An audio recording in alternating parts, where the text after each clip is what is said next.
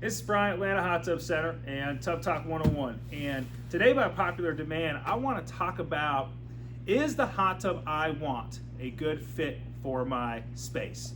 Let me start off by saying that ideally, you want to have a couple of feet around the entire hot tub, and really more like 2.5, 3 feet in the front where the motor compartment is. It's important to understand that most of your internet stuff, some of it, let me go with some of it, not most of it. Some of your internet stuff, they'll have the motors and the components kind of scattered throughout around the sides and stuff. And then that rule would really come to light, right? Because, if you've got a motor on the right-hand side, you definitely got to have a couple of feet there for a tech to squeeze in there. And again, ideally, you would want that even on your higher-end stuff, just in case you have to get in there. You get 10, 11, 12 years down the road. Having that space there is going to be easier than having to slide the hot tub out, and again, a couple of feet's enough space for a tech to slide in there.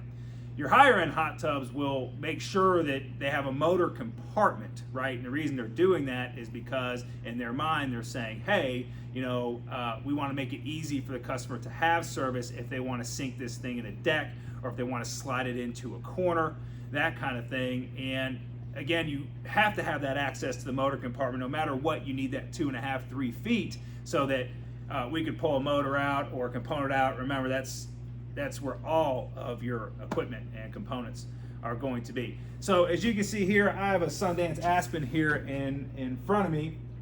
And on this side, I have a couple of feet, right? So I can walk down this side of the hot tub, right? The other thing that this allows me to do is for a cover lifter, right? If I have a couple of feet, taking this cover lifter off and on, right? No problem, right? Same thing over here, having this couple of feet's great. We're going to take this cover lifter back down. Okay?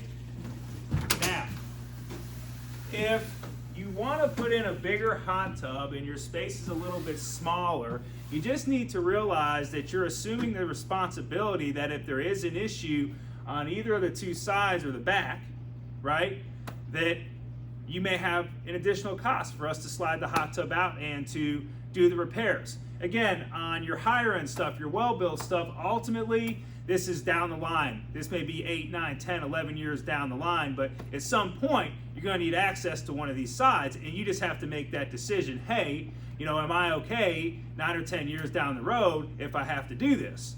Again, I would suggest that on any of your internet stuff, any of your non-self-supporting shell hot tub stuff, all your internet stuff, I would definitely make sure you have 2 feet, because in my experience and in my opinion and by design, they're not designing those hot tubs to last as long as a self-supporting shell hot tub, right? It's something like a higher end hot tub, like a Hot Spring or Master Spas or a Sundance or something along those lines. So another thing to consider in all this, we were talking about the cover lift quickly, but remember, your cover lifter does have brackets, right? So if you're going to have a way to take your cover off and on, right, with these brackets and such here, you're going to at least have to have space for that. So if you don't have the 2 feet, you do want to consider what your access is as far as for your cover lifter, right? You have to say to yourself, okay, how much space do I need for each bracket on the side, and how much clearance do I need in the back to take my cover lifter off and on? So this is Brian, Atlanta Hot Tub Center, and how to choose, right? How to determine the best hot tub for your space. Thank you.